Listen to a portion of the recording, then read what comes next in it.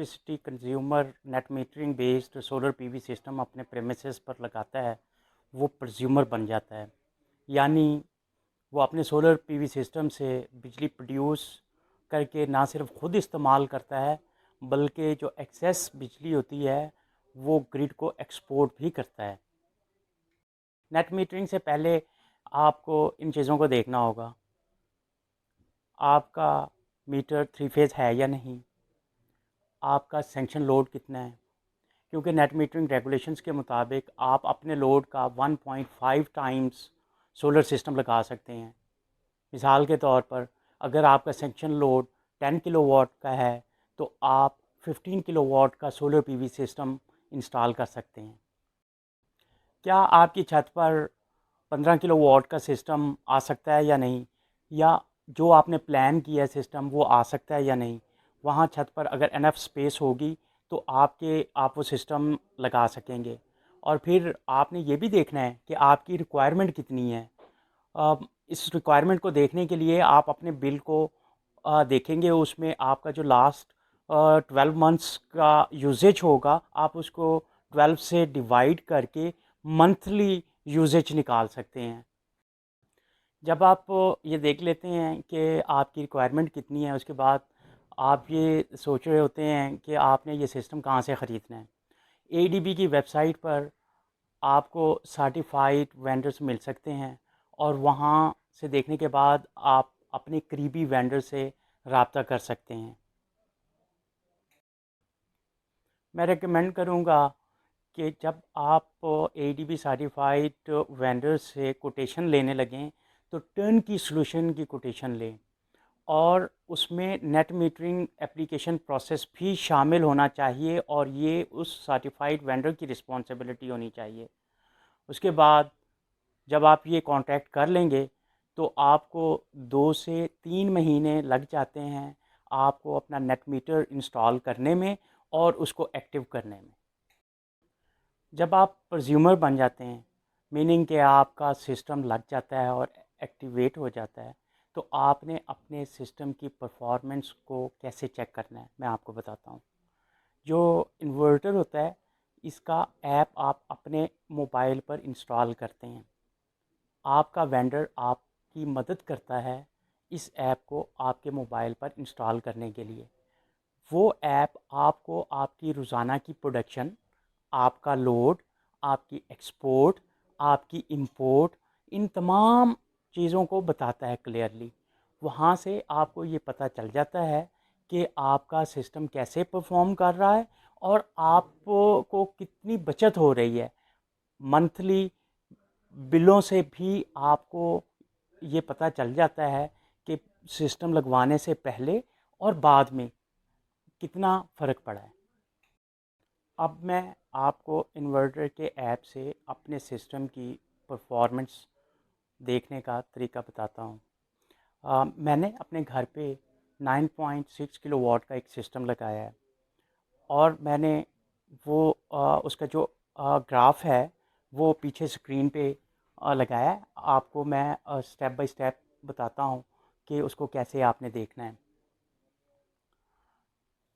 ये ऐप जो है ये आपको day, month, year, life time wise जो आपके सिस्टम की परफॉर्मेंस है वो बताता है।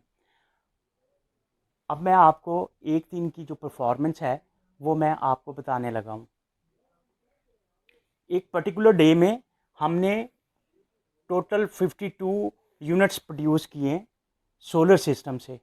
उसमें से आप इस बार में देख सकते हैं ये जो ब्लू कलर है इसमें 20% जो है वो हमने डायरेक्ट यूज़ किया है। हाँ, जो हमारे सोलर सिस्टम ने प्रोड्यूस किया वो हमने डायरेक्टली हमारे घर में यूज़ हो गया। जबकि ये जो ग्रीन बार है ये शो कर रही है वो एनर्जी जो हमने ग्रिड को एक्सपोर्ट कर दी है। आप नीचे ग्राफ में भी देख सकते हैं कि ये जो ब्लू लाइंस हैं ना ये शो कर रही हैं कि आपने जो डायरेक्ट इलेक्ट्रिसिटी इस्तेमाल की अपने घर में। जबकि ये जो ग्रीन है ये वो है जो आपने इलेक्ट्रिसिटी ग्रिड को एक्सपोर्ट कर दी। ये हमारी प्रोडक्शन हो गई। फिर उसके बाद मैं कंजम्पशन के बारे में आता हूँ कि आप देखेंगे कि हमारी जो कंजम्पशन है घर में एक दिन की, वो 22 यूनिट्स है।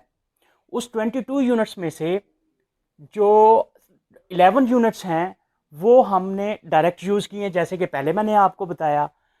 जबकि जो 11 यूनिट्स हैं वो हमने इंपोर्ट किए ग्रिड से ड्यूरिंग द नाइट टाइम, या जिस वक्त सूरज अवेलेबल नहीं था और मेरा जो सिस्टम है वो इलेक्ट्रिसिटी प्रोड्यूस नहीं कर रहा था।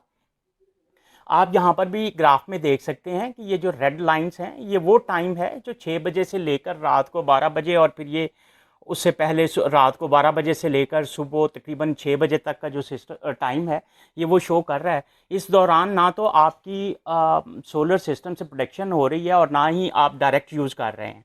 तो इस ग्राफ से आप ये चेक कर सकते हैं कि एक दिन में आपने 52 यूनिट्स प्रोड्यूस किए, उसमें से 22 यूनिट्स जो हैं वो आपकी टोटल कंजम्पशन हुई,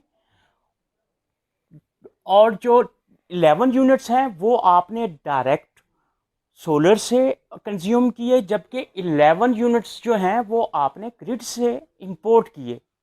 तो ये ग्राफ जो है ये आपको कम्प्रीहेंसिवली आपको तमाम इंफॉर्मेशन प्रोवाइड करता है कि आपका सोलर पीवी सिस्टम और आपके घर का लोड कैसे काम कर रहा है और कैसे चल रहा है। यहाँ पर मैं एक चीज़ और भी आपको बताना चाहूँगा कि आप जब भी कॉन्ट्रैक्ट करें तो उसमें अपने वेंडर को कहें कि वो एक्सपोर्ट डिवाइस ज़रूर लगाए, क्योंकि एक्सपोर्ट डिवाइस लगाए बगैर आपको ये सारी इन्फॉर्मेशन नहीं मिल सकती। अगर वो एक्सपोर्ट डिवाइस नहीं लगाएगा और जस्ट डोंगल लगा देगा तो उसमें सिर्फ आपको अपनी प्रोडक्शन नज़र आएगी, आपको आपके घर का लोड और जो आप डायरेक्ट यूज़ कर रहे हैं वो नहीं आएगा। आल्दो इसकी आपको प्राइस पे करना पड़ेगी, लेकिन ये है कि आपकी सेटिस्फेक्शन के लिए ये ज़रूरी है। जब आपने अपना सिस्टम लगा लिया, आपके 2-3 महीने गुजर गए, आपकी बिलिंग स्टार्ट हो गई, तो जब बिल आता है ना तो बहुत सारे लोगों का ये क्वेश्चन होता है कि बिल को कैसे रीड करना है। तो मैं आपको बिल को रीड करने का तरीका बताता हूँ। आप देखेंगे कि मेरे पीछे ये एक बिल है, इसमें आप ये देखेंगे कि यहाँ पर 4 रीडिंग्स हैं, एक ही मीटर की 4 रीडिंग्स आ रही हैं। इसमें प्रीवियस रीडिंग है और प्रेजेंट रीडिंग है, और इस तरफ से आप देखेंगे कि ये आई इसके साथ लिखा हुआ है। इसका मकसद ये है कि आपने जो इंपोर्ट किया है ग्रिड से during the off peak time और फिर ड्यूरिंग द पीक टाइम, ये दोनों इंपोर्ट्स बता रहा होगा। साथ में जो आपने एक्सपोर्ट किया है during the peak and during the off peak वो बता रहा होगा। हम यहाँ देख सकते हैं सबसे पहली जो एंट्री यहाँ पर नज़र आ रही है, यहाँ पे वो बता रहा है कि आपने इस महीने में 431 यूनिट्स जो हैं ग्रिड से इंपोर्ट किए हैं ड्यूरिंग द ऑफ पीक। जो दूसरी रीडिंग है वो ये बता रही है कि आपने during the peak 153 units import किए हैं। फिर जो तीसरी रीडिंग है ये आपको ये बता रही है कि आपने during the off peak time solar से 684 यूनिट्स एक्सपोर्ट किए हैं। और ये जो चौथी है इसमें आपको ज़ीरो नज़र आ रहा है, ये during the peak time exports को रिफ्लेक्ट करता है। और ये ज़ीरो इस वजह से है कि आपका solar system normally during the off peak time produce करता है, और पीक के दौरान जो है वो सूरज जो है वो नहीं होता, इसलिए वहाँ पर आप कोई यूनिट प्रोड्यूस नहीं करते। फर्दरमोर मैं आपको ये बताऊंगा कि जो बिल है उसमें प्रिसाइजली आपको जो इंडिविजुअल रीडिंग्स हैं वो दी जाती हैं। उसमें यहाँ पे आप देखेंगे कि lower part of the bill आप को ये नज़र आ रहा होगा कि ऑफ पीक, पीक और उसमें कितनी एक्सपोर्ट हुई हैं और कितनी इंपोर्ट हुई हैं। और फिर उसके बाद वो ये काम करते हैं कि आपके एक्सपोर्ट में से जो आपकी इंपोर्ट है उसको लेस करके तो रिमेनिंग कितने यूनिट्स ऑफ पीक के मौजूद हैं, हम फिर देखते हैं कि वो उसके बाद वो फिर जो है नेट किलोवाट और जो हैं वो कितने बनते हैं। लेट्स सपोज कि आपने 684 यूनिट्स जो हैं वो एक्सपोर्ट किए और 431 यूनिट्स जो हैं वो आपने इंपोर्ट किए। उसके बाद उन्होंने कहा कि 253 यूनिट्स जो हैं वो आपका बैलेंस है ग्रिड कंपनी के पास या डिस्ट्रीब्यूशन कंपनी के पास। तो वो फिर क्या करते हैं कि वो उसको जो है ना आगे ले जाते हैं। इस 253 को इन्होंने यहाँ पर रिमेनिंग में ले गए 253 यूनिट्स, और फिर उसके बाद जो है ना जो आपने 153 यूनिट्स आपने ड्यूरिंग द पीक इंपोर्ट किए थे उनको यहाँ माइनस में लिख देते हैं। जो ये इसकी बेसिस पे वो आपका बिल जो है वो तरतीब देते हैं।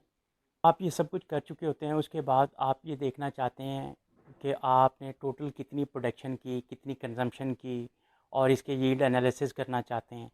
तो अब मेरे पास पीछे कुछ एनालिसिस हुए हैं, मैं आपको गाइड करता हूँ कि आपने इनको कैसे करना है। आपने अपने सिस्टम से 1127 किलोवाट और या 1127 यूनिट प्रोड्यूस किए।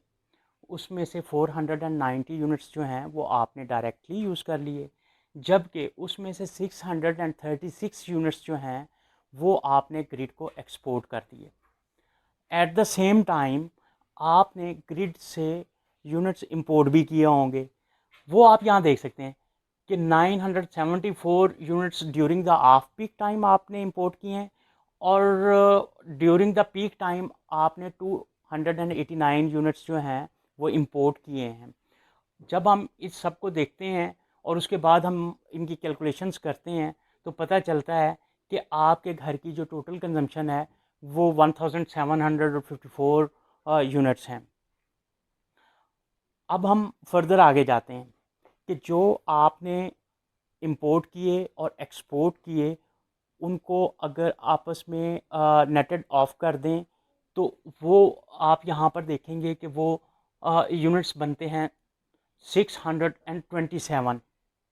ये 627 वो यूनिट्स हैं जो आपने एक्सेस इलेक्ट्रिसिटी यूज़ की है फ्रॉम द ग्रिड, और इसी की आपको पेमेंट करनी पड़ेगी ग्रिड को। आप ये सारी कैलकुलेशंस कर चुके होते हैं तो आप ये सोच रहे होते हैं कि आपने जो सिस्टम पे इन्वेस्टमेंट की है उसका पे बैक पीरियड कितना होगा। आप अपना ईयरली बिल देखेंगे, कितना बिल है आपने रिड्यूस किया, और जो आपके सिस्टम की कॉस्ट है आप उसको उससे डिवाइड करेंगे तो आपको ईयर्स में उसका पे बैक पीरियड निकल आएगा। अगर आपको इस सिलसिले में मज़ीद इन्फॉर्मेशन और मालूमात चाहिए तो आप AEDB की वेबसाइट को विज़िट कर सकते हैं aedb.org पर जाकर। Thank you.